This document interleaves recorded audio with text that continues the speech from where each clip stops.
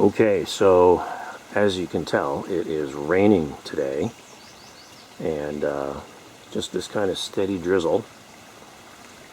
So anyway, I just came in from working out here in the rain, and I'm soaking wet, but I want to show you what I was up to, and I didn't film it because it was wet and raining. I didn't want to get the camera soaked. So anyway, what I've got here is a great big chokecherry tree, and I wanted to take some cuttings from that to root up some new trees. So I did that today, and I also took some cuttings from another tree.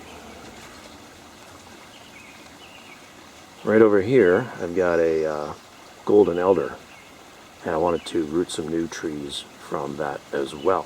So this chokecherry, you can see there's a lot of green on it. The leaves turn from green to purple, and all the green that's on there right now is new growth.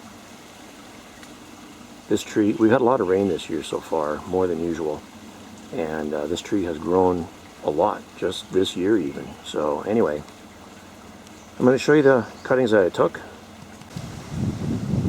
Okay, so here we are. I took these two pots. They're good sized pots. You can see, kind of, well, anyways, they're good sized pots, right? I think they're called like number 7 or something. So anyways, I've got the golden elder cuttings right in there. A few of those. We got 4.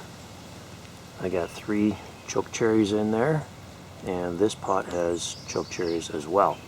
Now this one in the center here is much taller because that's the branch I cut off, and then these little ones are the twigs that I trimmed off of that larger branch. So yeah, anyway, trimmed everything off except for the top 2 leaves, and then on the base of the stem I dipped those into a rooting hormone solution and put them in the dirt.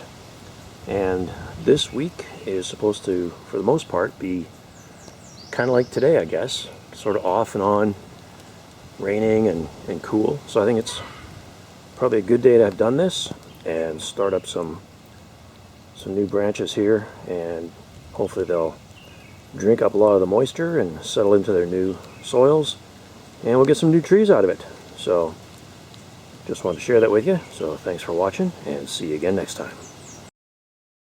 You know, liking and subscribing really helps a small channel, so thank you so much.